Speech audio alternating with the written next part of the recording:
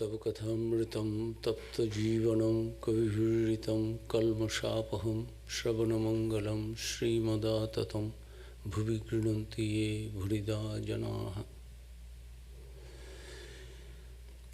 The nectar of thy words is the life for those who are scorched by the world. Words which have been uttered by the knowers of truth, which wipe out sins, the very hearing of which is beneficial, which are beautiful, pleasing to the ear, pleasing to the heart, which are inexhaustible. Those who recount them on earth are the givers of plenty. Om, peace, peace, peace.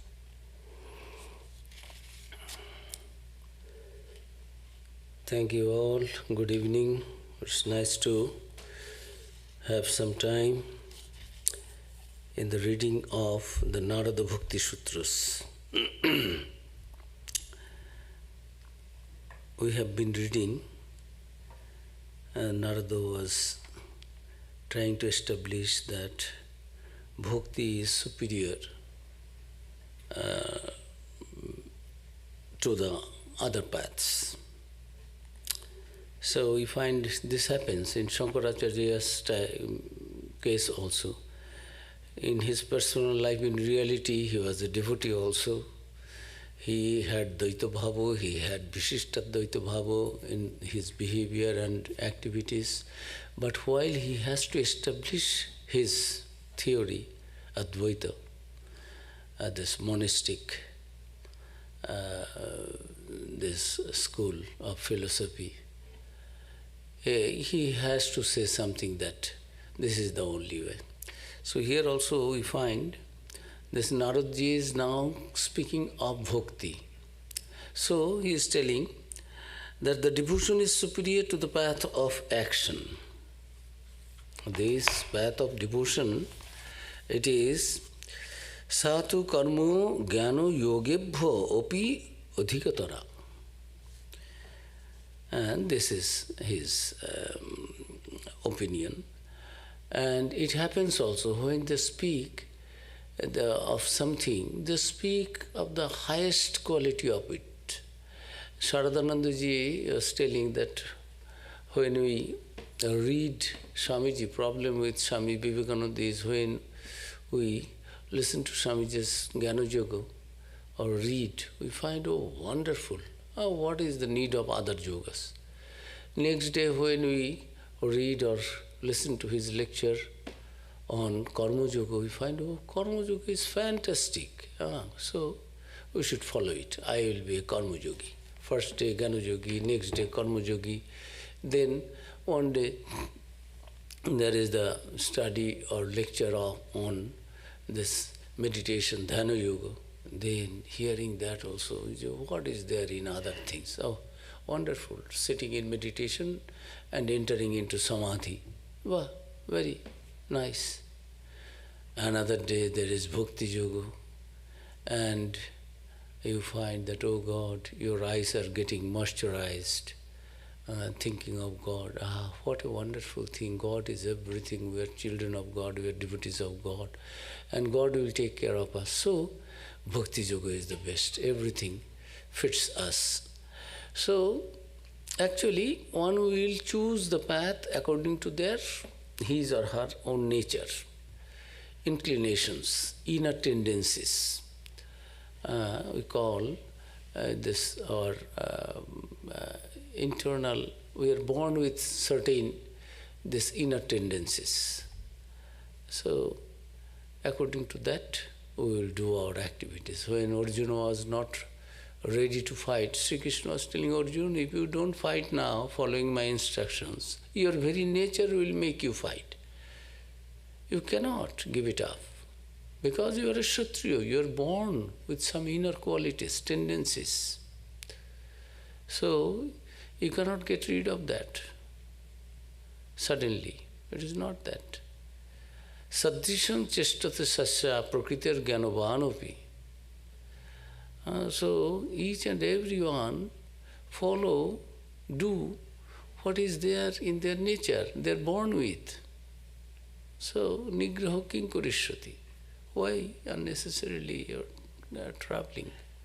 Each and everyone will follow, but there is the scope for development, for upliftment.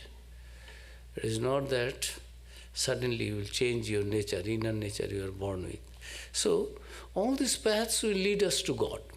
We should have. Now, Narada is speaking that one after another, that this Jnana Yoga, Bhakti Yoga is superior to the paths of action, knowledge and yoga.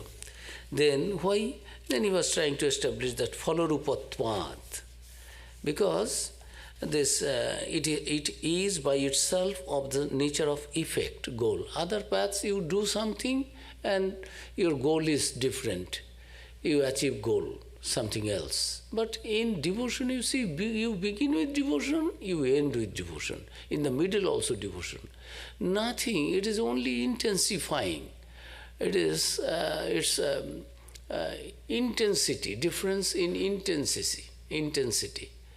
But in other path, you begin with something, do something, tapasya, and then you gain something else. So, bhakti is phalarupattat. It itself is the nature of the effect, the goal. By following bhakti, you attain bhakti. And in the path also, in the middle also, you get bhakti only. It is pure, it is avimishra, without any mixture of any other thing. It is pure thing. You begin with bhakti, end with bhakti. There is no other paths. So he was trying to establish in that way. Then one after another, he was giving different opinion. Ishvara sopi avimana dveshitpat donya priyatatcha. So, in other paths, you see, there is scope for getting ego. I am Brahman, I am Brahman. Well, in the gospel also we find. Sri Ramakrishna is telling always your mind is in the body level, physical level. You have not controlled your five senses, your mind. And talking that I am Brahman, it becomes hypocrisy. Don't become a hypocrite, accept it. But you can raise yourself to that level if you control all these things. But so, and they don't show any respect to others also. They think, I am Brahman, what is there? Who is God? Who is this kind of, a kind of audacity, a kind of a false pride. And what it is, they themselves do not know. Neither they understand, they cheat themselves, it is in the gospel. They cheat themselves and they cheat others also. They want to show something, but which they have not achieved yet, accomplished yet. So, and Ishwar, God is away from them who have got ego. So in other paths, devotion is so that from the very beginning humility is there. Nahang, tuhu. I am nobody, I am your child. I do not know anything. You are my mother, you are my father, you know. I am nobody, But in other paths, I am doing this tapasya, I am doing this austerity, I am doing I, me, mine, all these things are there, and whenever you get a little bit of occult power or a little respect, a little recognition, a little you feel that, oh, I have got this. That story also is there in the gospel. Master was telling a brahmachari got a little power, and one day he was sitting and under a tree and doing japa meditation. He has become a little advanced, and suddenly he found that something fell on his head. So he just raised his eyes. So what is this? He found a cock, a crow, has dropped its litters. So, and he became just angry, just looked at the bird, and immediately it fell down before him, being dead. So immediately he was thinking, oh, I am a great yogi, I have this power. Just by staring at something, I can kill it. So then he went to take bhiksha. And because in the jungle you can do japa meditation, but you don't get bhiksha. Bhiksha means alms, something, food for the maintenance of the body. It is not luxury, it is not something greed. enjoyment of food. It is not that minimum thing. So you have to go to the village, you have to go to the people's home. So he went, and Narayana Hari, and he just uttered that, I am a sannyasi, I am a monk, renunciate, I am standing here. Then it is the custom in India, Hindu philosophy, Hindu spiritual life, that householders cook food, so they will share it with, if any beggar, any sadhu, santo, anybody comes, it is their responsibility not to say no, but to share it with. So little bit you give, you don't starve, and you earn merit, punya. And sadhu santos have the right to ask for maintenance, not any exuberance, any luxury. But minimum thing, if you don't need even to beg, ask for. I am standing here, people will come and will give something. Madhukuri, like a bee going here in different flowers, not taking too much from one person, one householder, so that householder's life is not disturbed. There should not be creating a pressure on the householder that whatever food we too will eat, oh God, you are taking the whole food, then what we will eat? No, take a little bit. So after our sannyasa, President Maharaj giving the sannyasa says, go now beg, but at least from 5 homes you have to collect your food. And 5 homes, if somebody gives the pulse, the dal, that also in one chador-like thing on cloth, and some rice also, some milk also, everything there, everything spoiled, all the clothes, dhotis, everything. And don't ask, just go there, Narayana Hari, means they will understand. Narayana Hari means it is the voice of a monk, mendicant, renunciate. So if they have something, they will give, but don't take too much. 5 houses. So many of us, we eat on maximum even not even 100 grams of rice. So I have to collect 5. The people will become, oh, are you making joke? Why have you then asked for alms? This much also you won't take. So they become annoyed. Those who are good devotees, they want to feed, they want to give something. They know it is a good karma, it is a good activity, and by doing that, they will get merit, punya. It will be good in the householder's family. They know that, and lovingly they like to. But so little, they become annoyed also. So scripture is very strict that sadhus have the right to eat from the householders because they prepare food. Sadhus do not have anything.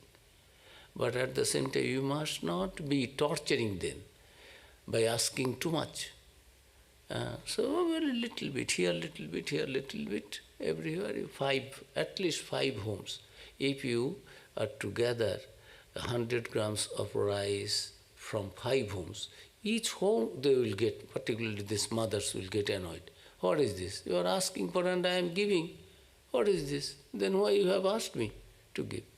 So however, Ishwarasya abhimana devashitta dainapriyotacha. God also likes humility. In devotion only there is humility. In other paths, I am doing tapasya, I have done so much japa, meditation, I have studied so much these things, I am doing this austerity, I am doing that austerity. So this a kind of false pride also enters into the mind of the sadhaka because you are not siddha, you are not spiritually matured, you have not achieved the goal. Every is there, scope is there, chances are there that he will succumb to some kind of this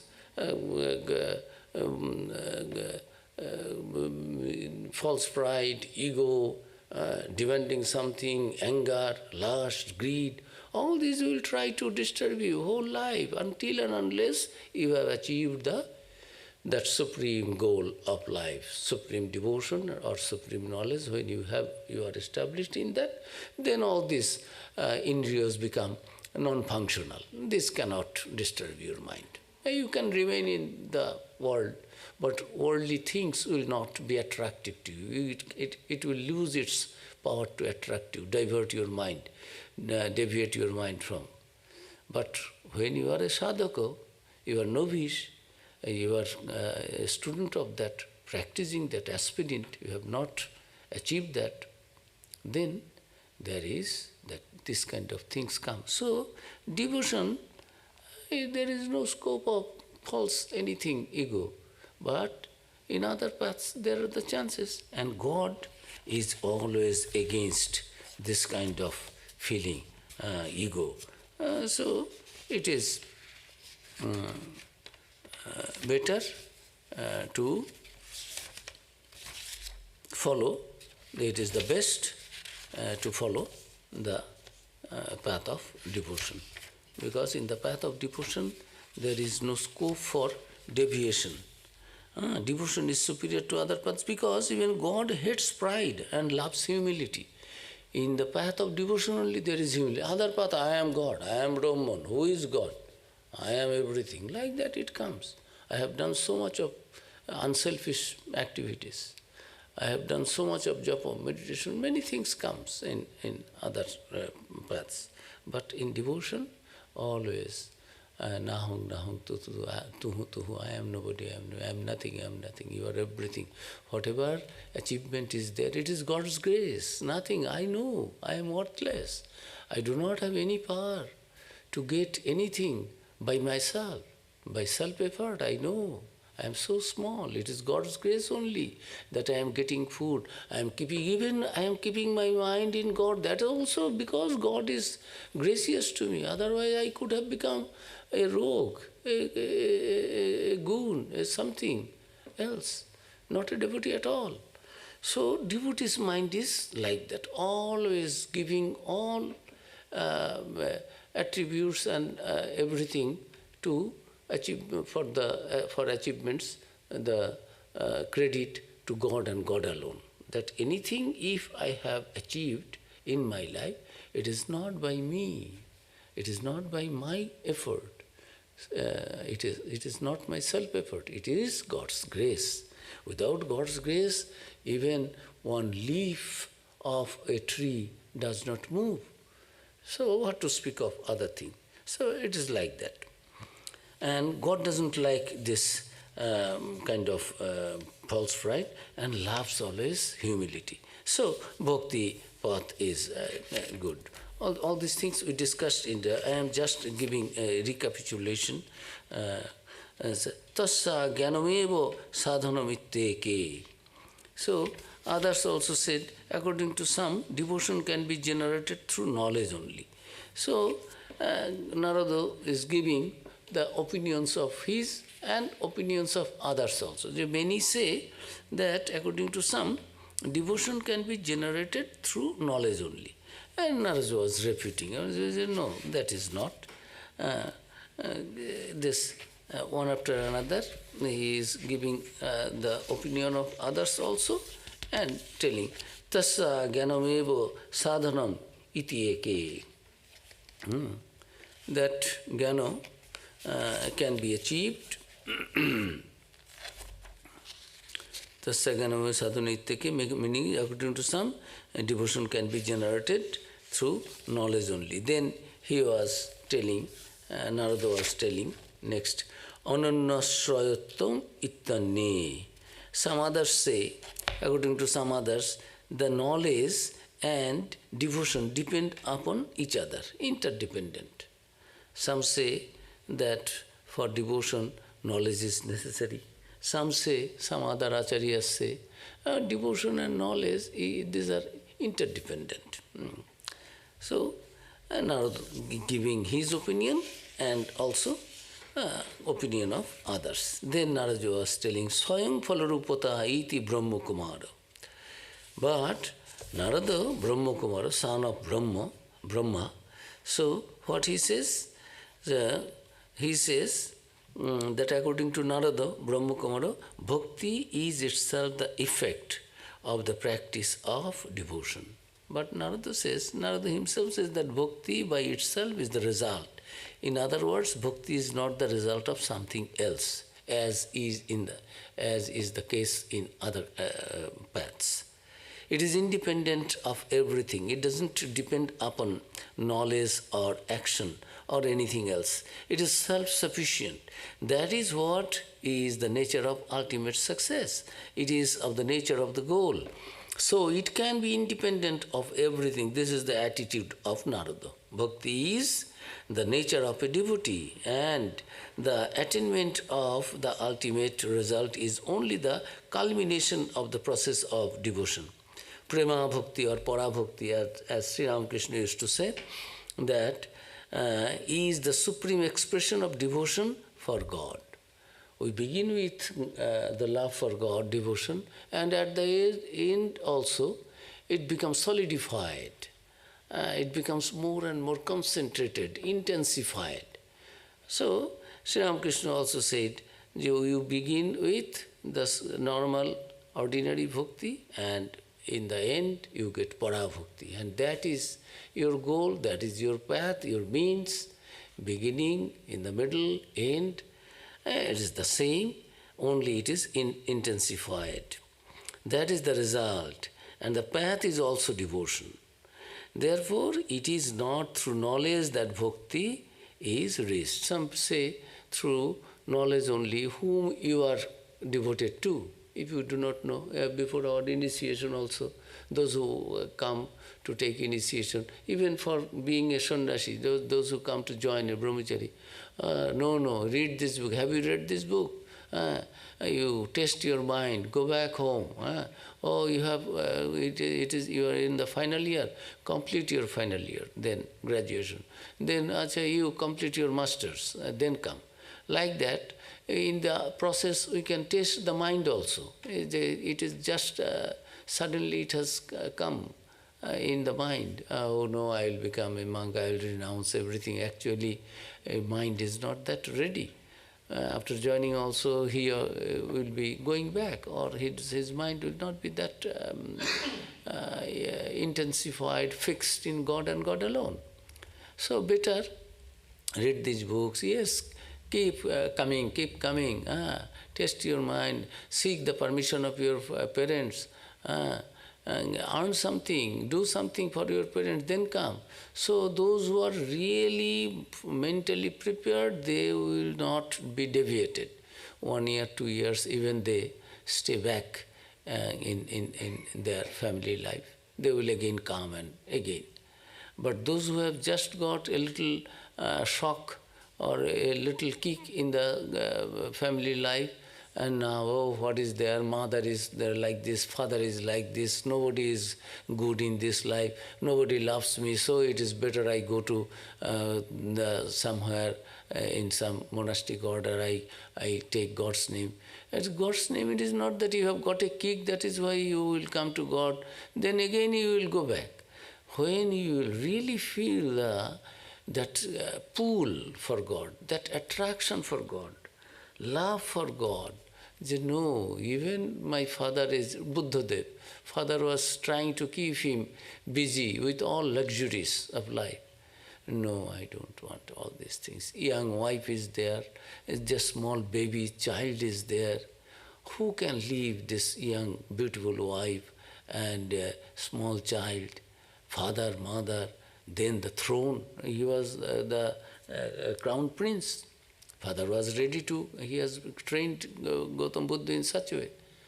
So even after that, no, I don't feel any attraction. So in other paths, after Gyano, a little Gyano is needed. We read the book, this, that. But this is for the ordinary people. Those who have really that deep love and devotion for God and God alone, they will not bother for all these things. They will not be disturbed. They will not be leaving their this resolve for becoming, embracing the monastic life or whatever they like. So, Naradaji is telling that one after another, giving that according to Narada, bhakti is itself the effect, and it is not dependent on any other thing. One reaches bhakti through bhakti itself. Devotion reaches what is called mature devotion.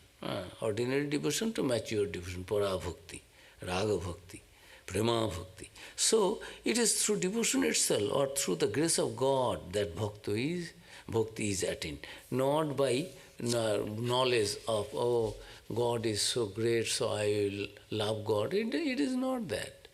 There is a song, Na dekhe naam shune kane mon giye tai lipto holo. In this Bengali song, this gopis, this Srimati Radha, she did not see Sri Krishna, but before that they fell in love for Sri Krishna. So like that also Ma Kali's songs are there. Na dekhe naam shune, they say, without seeing the object of my devotion, my love, I feel an attraction. Who can claim that I have seen God, I know God, then I am loving God? No. Without knowing the nature of God, we know something is there who is guiding everything, where from everything has come from. Everything has come. The whole creation, someone is there. This Bhayattapati Chandrataraka, all this in the Upanishad is there. That Brahman is there. For the sake of that Brahman, out of fear, the sun is rising at the right time, moon is also giving the light, everything, the air god is also blowing. So everything there, it is not a chaos. Whole universe is going on. It is a cosmos. It is not a chaos. Everything so synchronized. Day after day, year after year, million years, billion years, it is going on in this way. At the right time, everything. We fail, but all these natural forces, all these stars, these, that, moons, everything are doing their work. So, it is not that through the knowledge only our devotion depends. No. Devotion is something that it automatically, voluntarily comes. So, devotion is not dependent on knowledge, but for ordinary people, we need, as I told, we give some books. Oh, you come, you want to take initiation. Who is Ramakrishna? Do you know? Who is Vivekananda? Who is Sharada Devi? What is an avatar? What do you understand? What do you think of God? What is your actually understanding of Sri Ramakrishna? What actually you want to achieve by taking mantra? Something, read. There is a small booklet. What is initiation? Spiritual initiation. What is mantra diksha? Spiritual initiation, what it is. Bhutashananji Maharaj, a small booklet is there. Because many people ask for initiation without understanding what initiation is. So have an understanding. What is guru? What is mantra? What is the duty of the disciple? Who can be a guru? And by taking mantra, initiation, what we achieve, what we accomplish. And if I don't take that, what happens? What I lose? So have a minimum understanding. Then you will feel pull for that. Oh, this man is Nobel laureate in literature. Oh, he must be a very educated.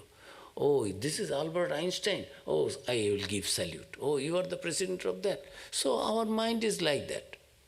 That if we know the worth of something, value of something, then we pay our respect or we become ready to pay the price. Otherwise, oh, anything you will give a stone and I will say it is a diamond. No, let me know. So a little knowledge is required. That is one path. But Narada is out and out a devotee. As I told, Shankaracharya will establish this Advaita only. Although all others are there, Sri Ramakrishna accepted everything. And that is why harmony of all ideas, harmony of all yogas, karma, jnana, bhakti, dhyana, everything is there. That becomes a complete man, a perfect man. So Sri Ramakrishna achieved everything only to tell that yes, through all paths you can. Why do you fight? Names are different, but truth is one. Ekam sad vipra bahuda vadanti. It is there in our scripture, in the Upanishads. So, this Naradji was one after another giving the opinion of others, and himself was telling that no, for devotion it automatically comes from devotion only. Devotion is not dependent on any other condition, any other thing. So that was the opinion of Naradji, who is a teacher of devotion, the very highest teacher. And then Naradji is telling that if you just know, king knows that that man is going, he knows that this is the house of the palace of the king. King will be happy, or king will be happy when you come to king and pay respect.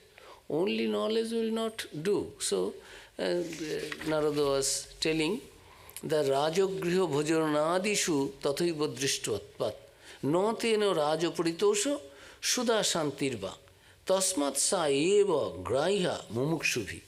So what is the meaning? He is telling that even as it is seen in the case of the mere look of the royal palace or dainty food, the mere knowledge of bhakti does not satisfy anybody. This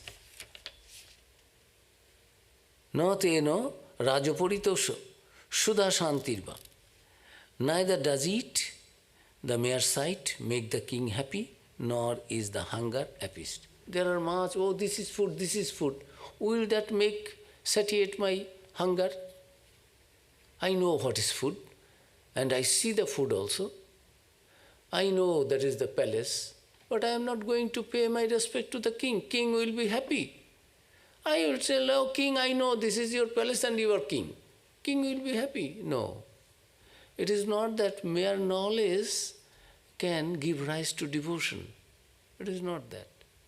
Mere knowing the food, how many types of foods are there, you can give a lecture on that. And there are much food also, enough. But that by seeing only, knowing I know it is food, it is rice, it is Mexican dish, it is Italian dish, oh, that will not satisfy my hunger. I have to eat it. So only knowledge outside, I know this, that will know. I know God is God. I know God. So most of us, we know God is there. But do we know really the nature of God, real nature, what God is, what the real nature of God? We know something we think of. So Naradji was trying to say that bhakti is not dependent on anything, knowledge. By knowledge, if you know something, then only it is meant for the ordinary persons. But those who are really devotees, they don't depend on all these things. So Narada was telling, therefore bhakti alone is to be accepted by those who are desirous of liberation. Those who really want liberation, the highest knowledge, the highest devotion, and want to become one with God, and want to remain in the very divine presence, proximity of that ultimate reality. They won't depend on anything else. They are conditionless. I love means I love God means I love God. I feel that pull from within. So that is what is said by Naradji through one after another, and he has given many examples also, and telling that this devotion is wonderful something, it is not dependent on any other thing, and those who believe in that, they are actually misguided. It is not that. They don't understand the real devotion, what it is. And that is what he was telling. By knowing the palace, you cannot satisfy the king. By seeing the food, you don't get your hunger satiated. So it is like that. You have to really love. And by knowing, so about my king, we love our king. But our enemy countries also know many more things about our king, but they are trying to kill my king. But I love my king because he is my king, I feel. It is automatically. But enemies know much more than I know, being a subject of my king. They know many things, but they are enemy of my king. They don't love my king, they hate my king. But I love my king, although very little I know he is the king. But others, enemy countries, enemy kings, they know many more things. So that also is there. This way we can say, in this manner, bhakti is not augmented by one's knowledge of God. Just as one's hunger is not satisfied by the knowledge of food, it is particular kind of a relation with the object of one's love, God. That is necessary to satisfy the devotees or to satisfy God. So bhakti is not dependent upon knowledge. So in this way, we can go and establish that, yes, in the beginning for the ordinary people, they may need a kind of incentive, a little bit of knowledge or then only. But real devotion does not come from knowing of that. It is a kind of pull. The baby does not know really what mother is. But who has taught the baby to be completely dependent on mother and mother alone? Many are there. The baby will not go to anybody else, but baby will go to the mother's lap. Who taught the baby the relation of mother and what is the mother's power? Sri Ramakrishna used to give that, you see, those who are devotees, they depend on God in such a way. Say, suppose there are two children. One is the landlord's baby, the prince, and another one is the maid's baby. They are all playing both of same age, a little baby. And there is a fight. And the prince gives a slap on the cheek of the maidservant's baby. And she says, I'll complain to my mother. The baby doesn't know the capacity, the power of its mother. She's just a maidservant. But he also threatens, don't touch me, don't thrash me, don't slap me. I'll complain to my mother. So to him, mother is everything. It is coming from within. He knows, the baby knows, my mother is everything for me. She can protect me. She can take care, she can do anything against the prince even. So devotee's love is like that. It is not dependent on any condition, power, position, this. I love God means I love God. What God will do me, this, you, oh God, if you give me this thing, then I love you. This is not really love for God. This is not bhakti. It's a business. As we go to the billionaire, millionaire, oh, I have come. Will you give me this? I will give this, you give this. It is just an agreement. Devotion is not that. Devotion only wants to, I like to love God. I like to see God. God likes to see me or not, that I am not bothered.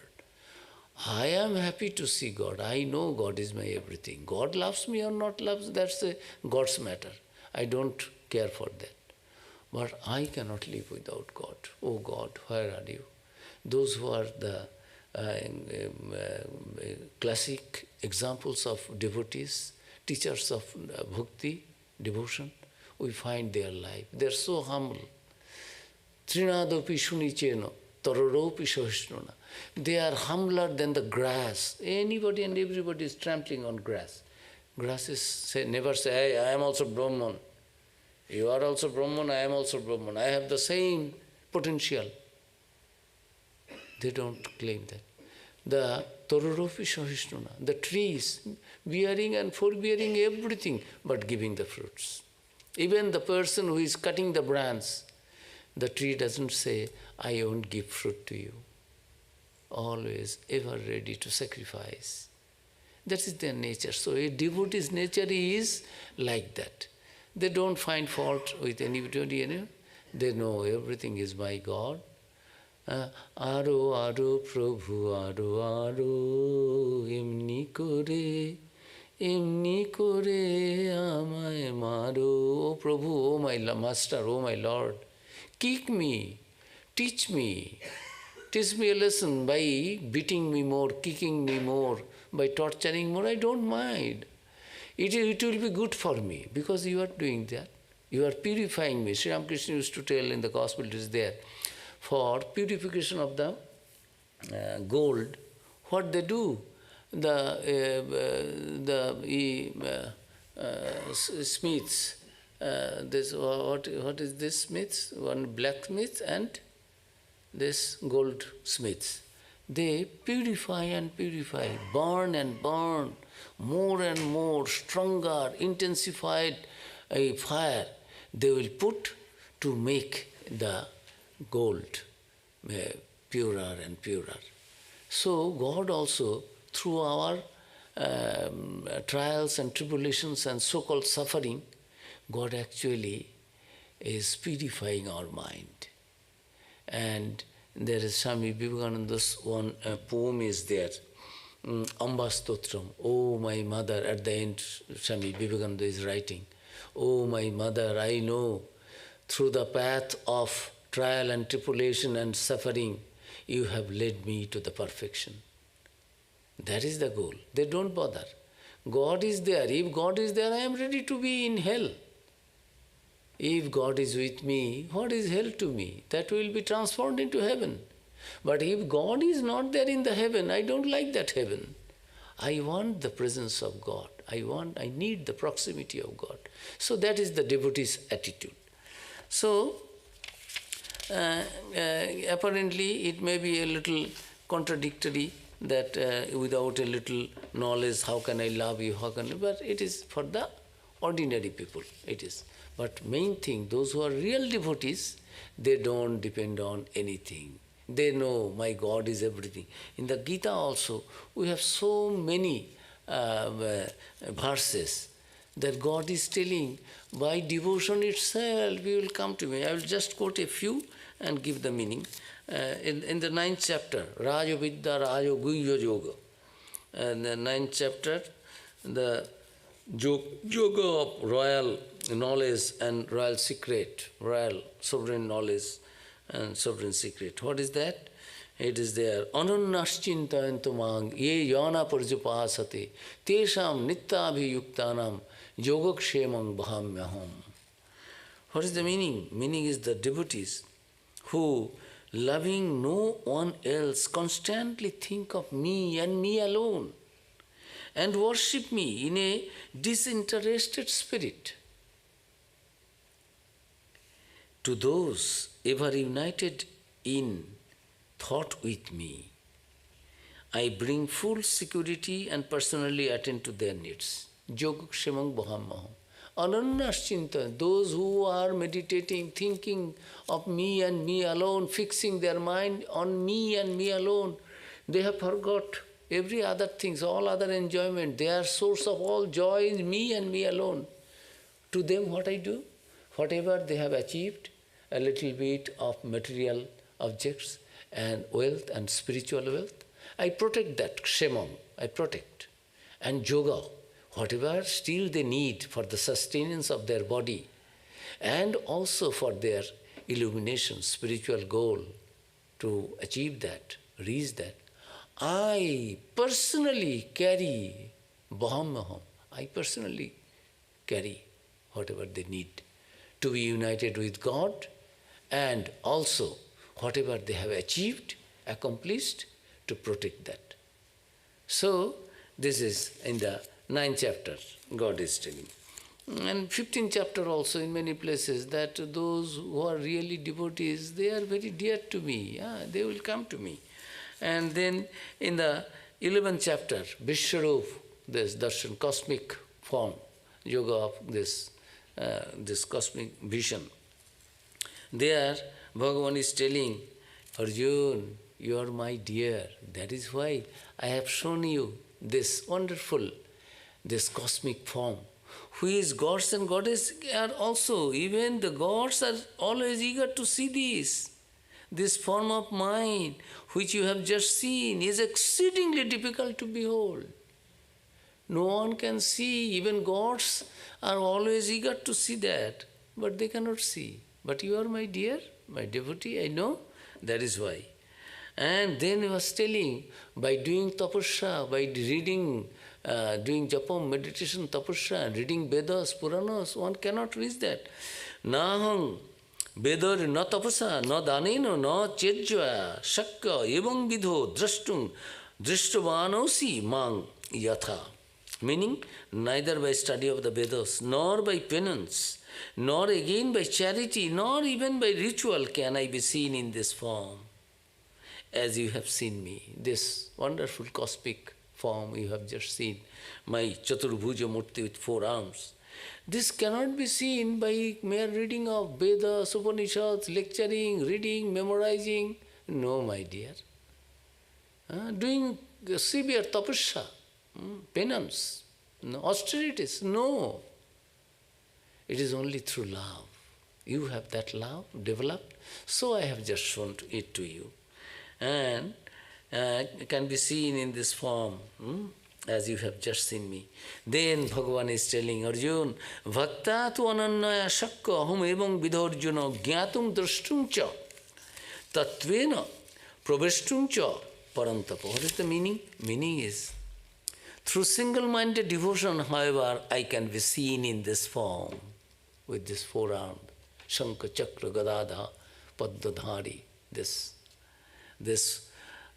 wonderful divine form, nay, known in essence and even entered into. Oh, Arjuna, valiant Arjuna, means you won't get liberation.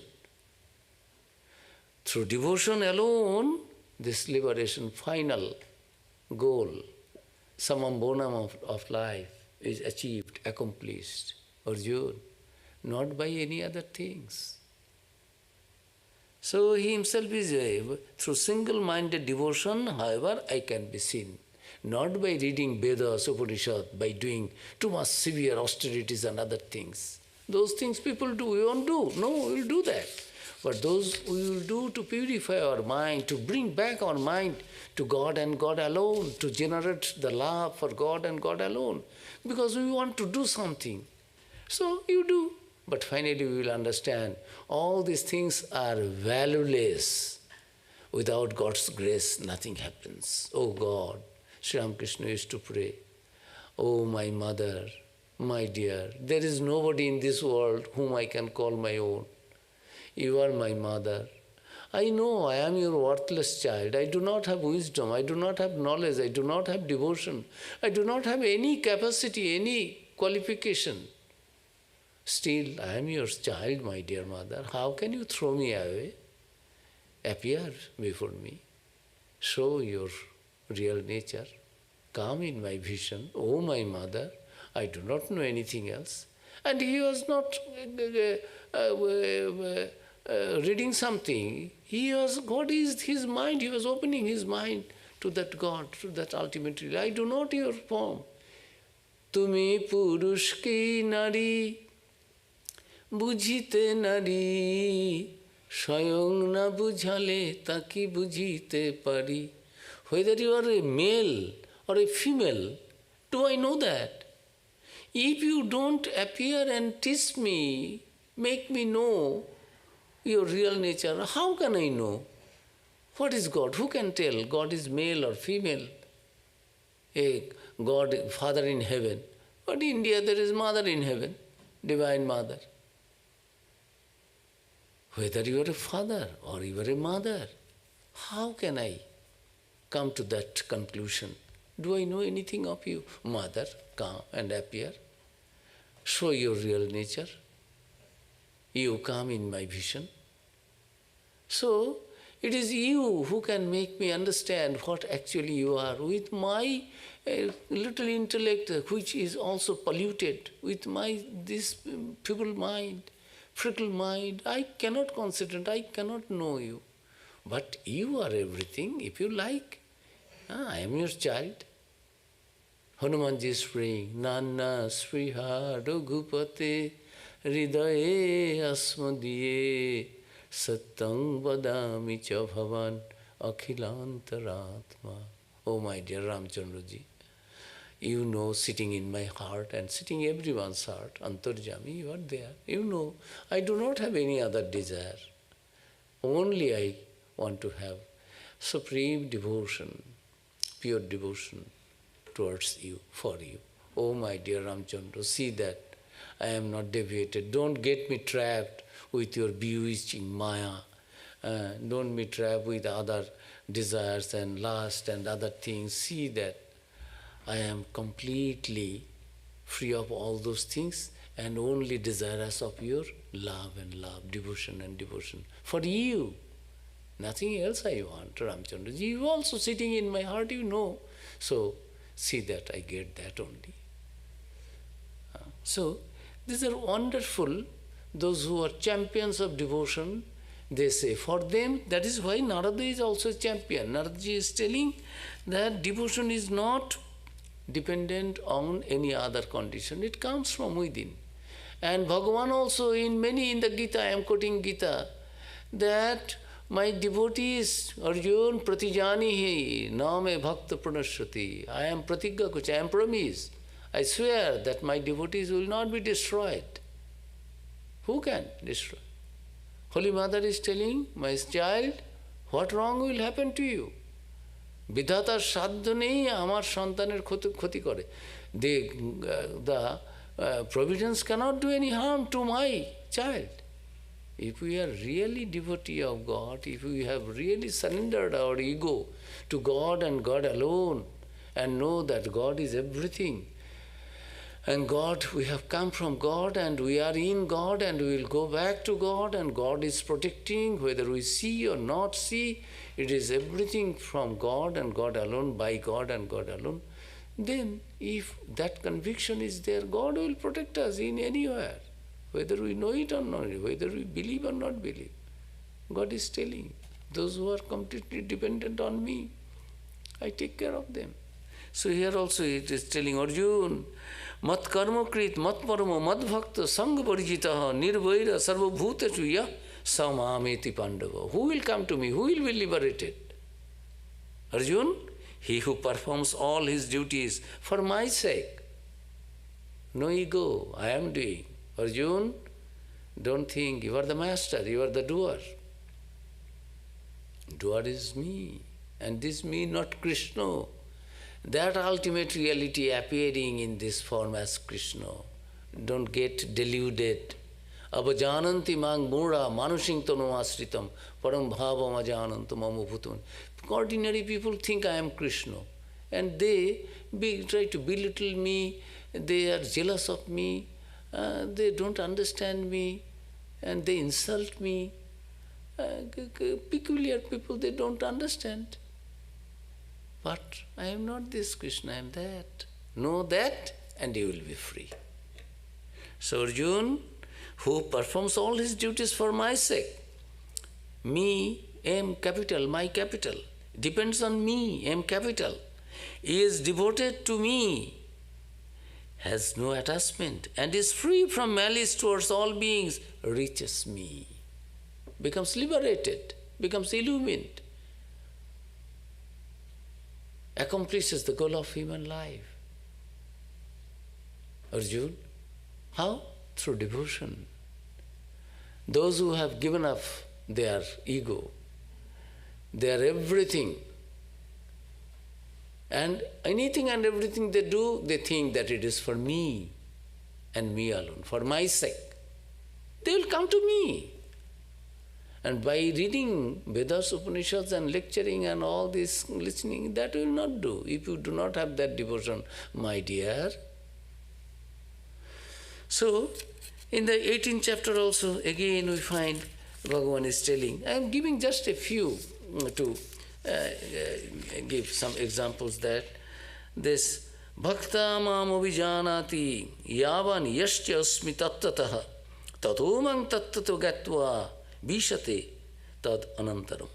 What is that? Through that supreme devotion, he comes to know me in reality, what and who I am, and thereby knowing me truly, he forthwith merges into my being, becomes liberated, comes to me. How? Through that supreme devotion. One comes to know me in reality, what and who I am. And thereby knowing me, if somebody knows who God is, he is beyond life and death and birth and death, all these things. This in the Gita, another place Bhagavan has said, Janma mrityu chame divyam. My janma in the prison house, janma karma and my all these things I am doing, these are all divyam, divine. Those who know that, they are free. Ordinary people do not understand. They think I am son of Vasudeva and Devaki and all these things, I am Krishna, I am... These people do not understand who am I, who I am.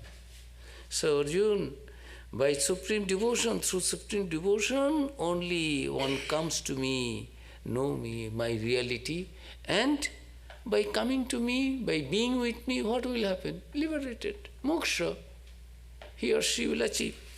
So, in this way, Bhagavan in many places in the Gita is telling, not only in the 12th chapter, Bhakti Yoga, so many, Jnana Yoga is not only in the 6th chapter, Jnana Yoga.